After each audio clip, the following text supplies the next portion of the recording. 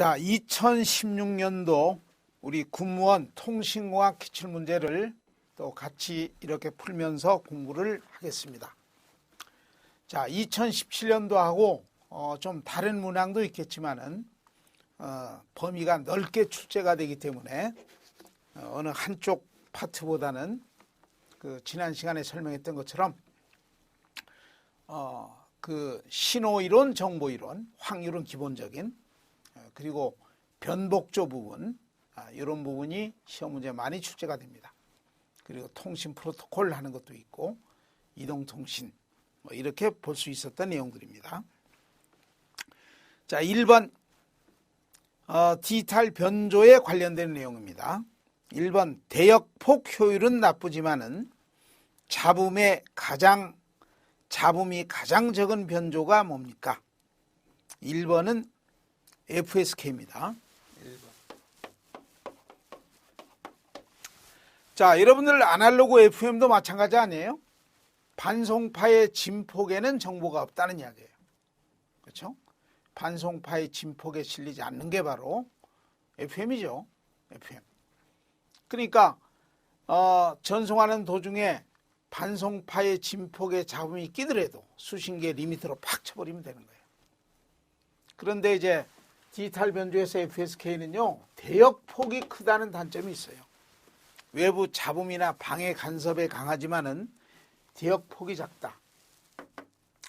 자, 여러분들 이 대역폭이 이렇게 됩니다. 어떻게 되느냐 하면 1비트 보내지는 시간을 TB라고 해볼게요. 1비트 보내지는 시간. 그렇지? 그럼 요 역수 그럼 어떻게 돼요? 1초 안에 1비트 보내지는 시간이 몇 개 있느냐 하면 이게 비트레이트가 되는 거 아니에요? 즉 주파수가 되는 거지, 주파수. 그렇죠? 그래서 변조가 되면 이거 2배가 됩니다. 이렇게 2배. 2배 되겠죠? 그런데 FSK만 F1하고 F2 두 개 주파수를 쓰면서 가기 때문에 물론 그 사이에 뺀 값이 결론은 이렇게 쓰게 되면 이거 차이 F1하고 F2 두 개를 가기 때문에 그 뺀 값이 결론적으로 통신하는데 별도로 들어가는 겁니다. 이게 대역폭 공식이에요. 이진 FSK 중심으로 이야기하는 겁니다. 그렇죠? 이진. 이렇게 돼. 이렇게 되는 거니까 이제 진수가 높아지면 요게 점점 개수가 많아질 거 아니에요? 그렇죠. 진수가 많아지면 이 개수가 많아지겠지.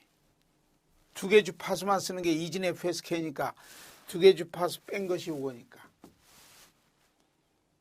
그렇죠? 그럼 진수가 높아지면 이게 이제 4진 그러면 요 곱빼기가 되고 8진 그러면 3빼기가 되고 이러면 더 높아지는 거예요. 대역폭이. 그래서 요게 대역폭이 넓어서 단점이다. 그 말입니다. 그런데 8진 FSK 이상에서는 오히려 대역폭이 더 많이 소요되는 단점은 있지만은 가장 에러율이 또 작아지는 아주 특이한 예외사항이 FSK다 하는 것도 꼭 기억을 해줘야 되는 겁니다. 그래서 1번 밑에 해설도 해놨죠? 해설해놨습니다. 그래서 대역폭이 넓기 때문에 1200bps 이하의 저속 변조, 디지털 변조에 주로 쓰는 것이다. 이런 것들이 기본적인 내용이 되는 겁니다. 그렇죠? 그런데 8진 FSK 이상에서는 오히려 다른 변조보다는 에러율이 상당히 작게 나타나는 특이한 예외사항이 있다. 기억할 것. 자, 2번 SS통신. 대역폭을 100배, 1000배 잡아 넓히는 통신. 대표적으로 DS 방법. 주파수 호핑이 있죠? 다이렉트 시퀀스하고 주파수 호핑이 있어요. 자, 여러분들 알고 있는 것처럼 다이렉트 시퀀스 방법은 간섭, 방해, 강인성이 장점입니다. 다이렉트 시퀀스 방법을 가장 많이 쓰고 있죠. 간섭, 방해의 강인성. 근데 하나의 단점이 동기 검출하는데 시간이 오래 걸린다. 그렇죠? 코드 동기 조회하는 게 얼마나 힘들어요. 그래서 동기 포착하는 시간이 오래 걸린다는 단점이 있습니다. 근데 주파수 호핑은 뭐예요? 주파수 호핑은 여러 개의 도약 주파수를 만드는 거 아니에요? 그러니까 주파수 신서사이저 회로가 필요하겠지. 즉 주파수 신서사이저 발진기가 필요하다는 소리예요. 그렇죠? 그리고 히트 간섭이라는 거 기억합니까? 히트 간섭. 보내는 정보는 틀리지만은 A라는 사람, B라는 사람, C라는 사람이 공교롭게도 쓰는 도약 주파수가 일치가 되는 도약 주파수 쓰는 경우가 있을 거 아니에요? 그러니까 어느 지점으로 탁 도약하는 건 동일합니다. 동일한 주파수로 도약하니까. 근데 요 동일한 주파수, 도약 주파수 쓰면서 정보는 제각기 다른 정보를 실어서 들어오기 때문에 나타나는 간섭, 히트 간섭이 생긴다. 이런 것들이 기억이 돼줘야 되는 겁니다. 자, 그래서 틀린 것을 고르세요. FH 방식 가번 DS 방식보다 동기 추출이 빠르고 틀렸죠. 가입자의 수도 많다 틀렸습니다. 2번은 1번이 틀렸습니다. FH가 동기 추출이 맞습니다. 미안합니다. 자, FH는 DS 방식보다 아까 동기 포착이 어렵다는 게 DS죠. FH는 동기 포착이 어렵다가 아니라 동기 포착하는데 오래 걸린다가 아니라 빠르다. 이까진 맞아요. 근데 가입자의 수도 많다. 이것은 DS가 더 많습니다. 그렇죠? 그러니까 가번도 틀렸습니다. 2번 DS 방식은 상호간에 직교성 코드를 가지고 우리 칩 코드라고 하는 PN 코드 있죠? 확산 코드를 써가지고 직교성 PN 코드를 써가지고 제각기 사용자마다 코드를 달리하는 CDMA 방법을 가지고 다원 접속을 하는 겁니다. 답은 FH는 원근단의 간섭이 있다. 그렇죠. 원근단의 간섭이 CDMA의 큰 단점 아니에요?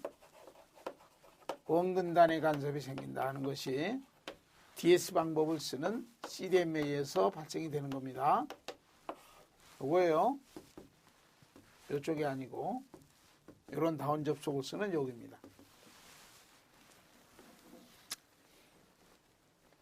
그래서 답은 틀렸죠. 원근단의 간섭은 DS 방법에 나타나는 단점이에요. 히트 간섭은 주파수 호핑 FH에서 발생되는 것이고, 그리고 주파수 도약 분석기는 주파수 도약하는 그 신서사이저 합성기 이야기하는 겁니다. 이건 필요하겠죠. FH는 반드시 필요합니다. 그러니까 3번 틀렸습니다.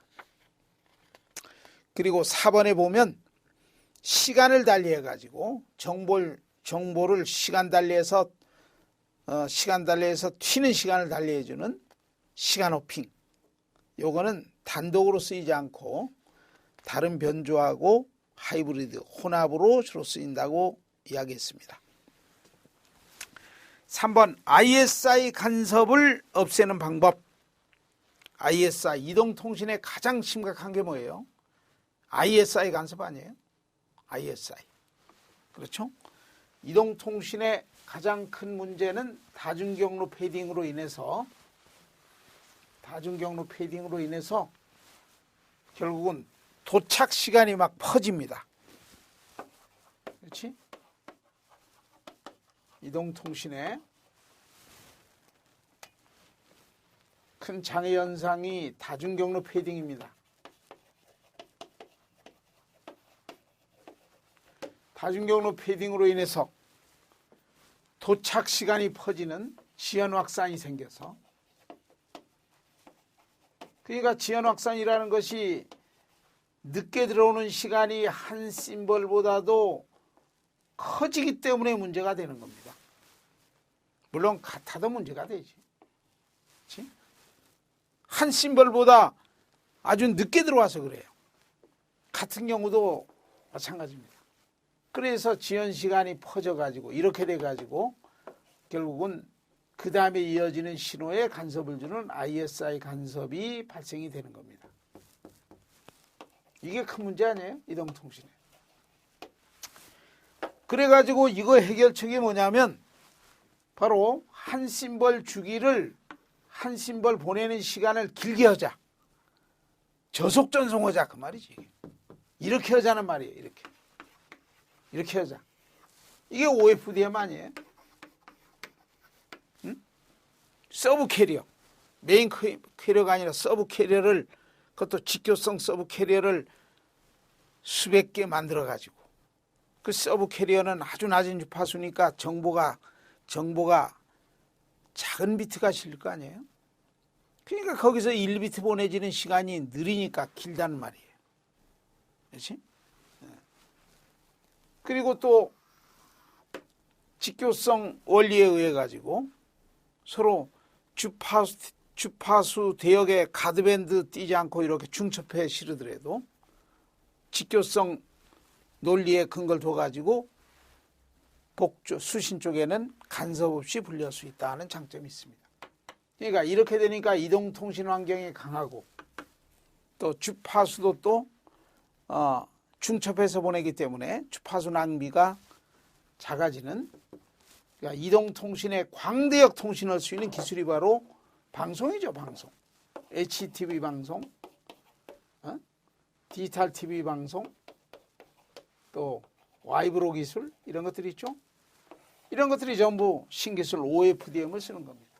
그러니까 요런 방법으로 요걸 해결하는 겁니다.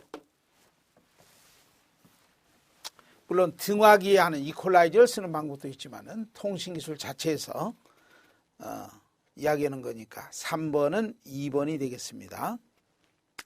자, 4번에 입력신호 주기가 T초인 사인 T라는 입력신호가 있다. 이런 신호가 선형 필터를 통과하면 수신값, 선형 필터의 출력은 어떻게 됩니까? 그 말이죠. 여기 선형 필터를 HT라고 했습니다. 선형 필터를 통과하면 어떻게 됩니까?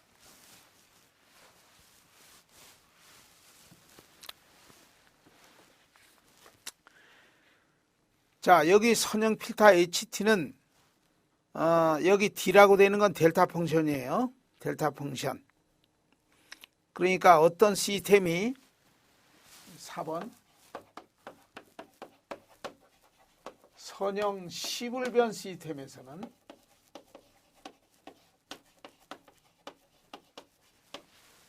선형이라는 건 찌그러짐이 없다는 말이고 시불변이라는 것은 어떤 값이, 출력의 값이 시간에 따라서 변화가 되지 않는 시간에 무관한 어떤 값으로 나타나는 특성을 이야기하는 겁니다. 우리 보통 시스템은 선형 시불변 시스템이에요.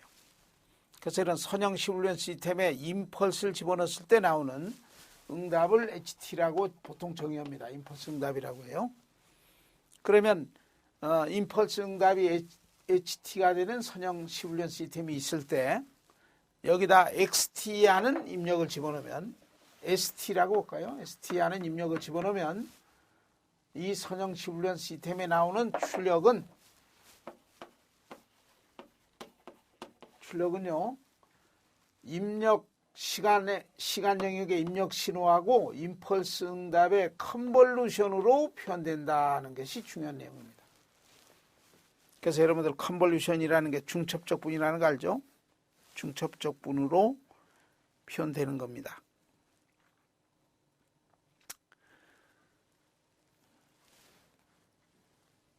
중첩적 분으로 표현되는 거예요. 자, 그런데 이 중첩적 분은 결론적으로 인테그랄 이렇게 마이너스 무한대에서부터 무한대까지 이렇게 해서 우리 적분기호로 표현해서 이렇게 쓰는 겁니다. 자, 그런데 여기 신호는 주기가 T인 한 주기가 T가 되는 사인 T라는 신호가 있습니다. 이게 사인 T예요.